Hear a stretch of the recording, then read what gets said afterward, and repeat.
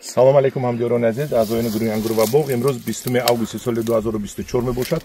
Қарор дорем дар ноҳияи ҷаҳон ҷамоати деҳоти Истиқлол дар боғи пистазори бародарамон ҳоҷи Фаррух. Ассалому алейкум акай. Ва алейкум ассалом. Хуш омадед ба гурӯҳи ангур ва боғ. Шумо хуш омадед ба боғи мо. Мо соли гузашта омадагӣ будем ба шумо тамошо ва бо имсол тасмим гирифтем ки омада боз ба навор гирифта нишон диҳем, чунки соли гузашта 20,000 подписчик буд, ҳоле аллакай 60,000 шудааст. Алҳамдулиллаҳ. Ва ба дигар одамам нишон диҳем кору бори шуморо, пистапарварии шуморо то халқ бинаду аз шумо ибрат гираду иншоаллоҳ. Худо хоҳад. ба меҳнат камари ҳиммат банданд. Иншоаллоҳ. ҳоҷи бобо, ана мебинем ҳаминҷода пистаҳои мана наздиктар биёр. дарахти пистаро бинед, пур аз писта аст. Ин пистаҳо зоти куҷо аст?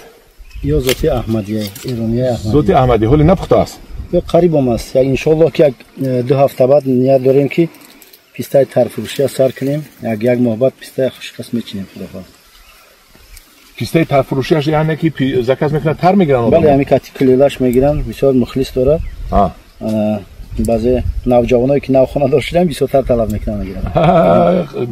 Тар писта? Бале, пистаи тар. қувватнокеш баланд аст? Шояд баландтар бошад. Мана ман як таша гирифта шикастам мана. Бинем ҳад писта набинед. мағзашро пурра. Ана ҳоҷи Фаррух, шумо дар болои чанд гектар писта зор доред? чени дӯсту насиб дорем, хеле дорем, худоро шукр. тахминан акун барое ки одамо мехоҳам фаҳманда, вале мегӯянд ки ту нагуфтӣ. ҳама савол метам, 100 гектар доред? Бале, тахмин 100 гектар писта дорем. Тахминан 100 гектар писта доред. Пистаи дар баҳра даромадагитон чанд гектар аст? пистае ки пурра дар баҳра даромадагӣ 12 гектар. 12 гектар. қисман дар баҳра даромадагӣ бо як 20 гектар камтар. бештар ин пистаи ҷавон. Пистаи ҷавон аст. шумо ҳоло боз ҳамин майдони пистаро зиёд кардани мақсад доред? Бале, сол ба сол мо як 10 гектар, 8 гектар мо мушкили об дорем. бинед ҳолати писта бисёр ҳолати хуб надорад аз ҷиҳати беобӣ. мо ҳатто алафоша дарав намекунем ки ҳамин нама як андоза қапида истад. агар мо об пайдо кунем, оби ба ҳазур бошад, оби бемалол бошад, мо бештар аз ин бояд ки писта корӣ кунем, не ки мутаассифона 8 гектар, 10 гектар ҳар сол кушод мекунем тамом.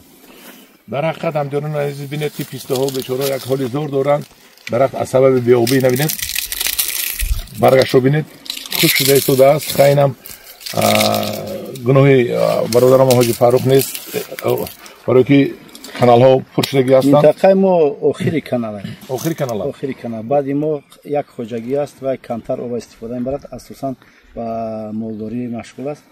ҳамин каналҳо камтар пур ки мешаванд, об камтар мебиёд. мо ҳар сол ба гарчанде ки тоза мекунем, ин минтақа гарм аст, аз даруни каналҳо обсабза бештар мебирояд, обсабзаҳо бештар манъ мекунанд оба. баъд дуюм ин ки як минтақаи қумзор мегзарад аз биёбон, ҳар як гардишда об қума шушта зудтар пур мекунад. агар ки хок бошад, бо дертар пур мекунад.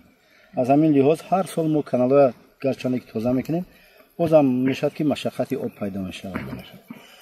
пистаҳои шумо мана ҳамин дар пеши мо будагиш чанд сола аст тахминан? ино аз дона соли 2009 кишт шудагӣ аст, соли 2013 пайванд шудагӣ аст. 4 солагӣ. баъди пайванд 10-11 сол шуд. баъди пайванд 10-11 сол шуд. пистаи нағзи баъди ман 10 солагиш чанд кило метад? 30 кило гуфтед, чанд кило гуфтед? имсол соли дамгириш истироҳаташ, соли ин писта солбанда, як сол мегирад, як сол не. имсол соли истироҳат аст, камтар мегирад. вақте ки соли хуб мегирад, 30 кило пистаи тар мегирад, баробари 10 кило пистаи хушк аст. 10 кило пистаи хушк аст. 10 кило пистаи хушк. соли гузашта омадем, ман реклама кардам, 1 тонна шаҳри Душанбе оварда фурӯхтед? бештар. 3 тоннаша бурда фурӯхтем. 3 тоннаша? бале. нархаш 150 сомӣ гуфтем? 165 сомонӣ фурӯхтем. дараҷа аълоша 140 сомон то 140 сомона фурӯхтем. камаш 3 тоннаро. 3 тонна. бале. ҳамдиёрони азиз, аз шаҳри Душанбе хеста ҳаминҷо омадем. ман мақсад як аст ки ба шумо ҷавонон кори ҳоҷи Фаррухро нишон диҳем, пистапарварӣ кунед. мана ба ман савол метиҳам ки ҳоҷи бобо, дар ман ҳамин шароити Тоҷикистон дар боғдорӣ аз ҳама фоиданок кадом зироат аст? мо чандин зироатҳои таҷриба кардем. дар минтақаи худмон дар назар дорам, бештар олу, шафтола таҷриба кардем. минтақаи мо аз шаҳр дуртар аст. шафтола бурда фурӯхтан машаққат аст. агар ки мо мечинем шафтола хом чинем, сифати паст. агар ки пухтагӣ чинем, бурда расонда наметавонем. инчунин اولو پروری کردیم، یک 30 گکتار اولو داشتیم. متاسفانه بعضی سال خریدار پیدا میشد، بعضی سال اگر که ما یک هفته فروخته نتونیم اولویا یا شفت اولویا ای بین میرد و از همین لحاظ ما با بادام و پیستا پرداختیم. یک 30 گکتار باغ اولومون برهم دادیم و با پیستا تبدیل داده استادیم. خدا خواهد باغ اولو رو بریده پرتا جوشت پیستا میشونیم. بله، اکسکاواتر کاتری شکن کردیم. ولی شاید که یک مقدارش برآوردگی نباشد، شاید بینید. مالش بادام چند گکتار دارید؟ کدام نوع هست؟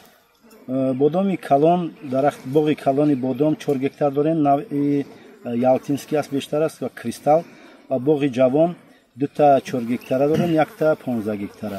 این سال بادام خوب است؟ بسیار نازل است.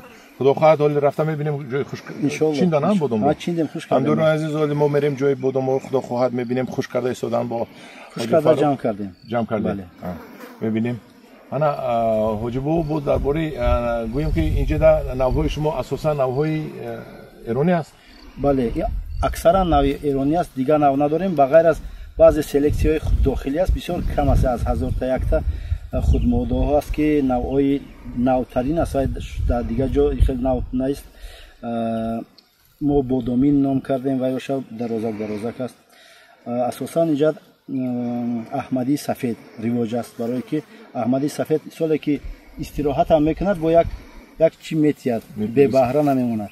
مثال اکبری اگر استراحت کند کمتر میوه میتید. بعد دوم این است که گپ در تعمیر است. ما باید که زمستان یا پروی خوب تیم غرقابی کنیم برای تیاری دیدن برای بهار و سال آینده. زمستان غرقابی میکنید، آب رو بسا میتید. بله، یخوب بری نه؟ یخوب میکنیم. بله، یخوب میتیم، غرقابی میکنیم، یعنی که غرق آب میکنیم. یک سوال دیگر، همین پیستا به پیوند پرورش کنیم خوب است یا پیوندورش خوب است؟ حتما پیوندورش خوب است. به پیوند 2 تا معما دارد. یکی معماش همین است که خیلی عمر طولانی در کار که وای بعد با وای رسانید و بعد وای میوه تیار. تخمین خودماده در سن سالی 10 سالگی 12 سالگی شروع به میوه تی میکند. مسئله دیگه که کدام نمودی میوه میتید و خودش تصمیم میگیرد. شما نمیدونید که کدام میوه میشه. خرد میتید، رنگ خرد میتید، کم حاصل میتید، سر حاصل میتید. از این لحاظ حتما باید که درخت پیوند شده. شما درخت پیوندی با فروش برآوردگی بودید؟ ما برآوردگی بودیم. این سال نه، سال گذشته یک مقداری کم. این سال یک تخمین 13000 نهال پیوند کردیم. متاسفانه از لحاظ آن که نهالای ما 1 ساله بودن، ریشه ضعیف داشتن، پیوندها ما سبز شدن، باز گشته خشک شدن. اگر نهال پیوندی داشتگی باشد چند پولی به سودا میبرید؟ ما 170 تومانی. 170 تومانی. حاضر اکن بنابر سببی که در فیسبوک از 10 دقیقه زیاد ثبت کردن مشکل است. ما حاضر این نوع رو تمام کرده با یک نوع تکراری میکنیم.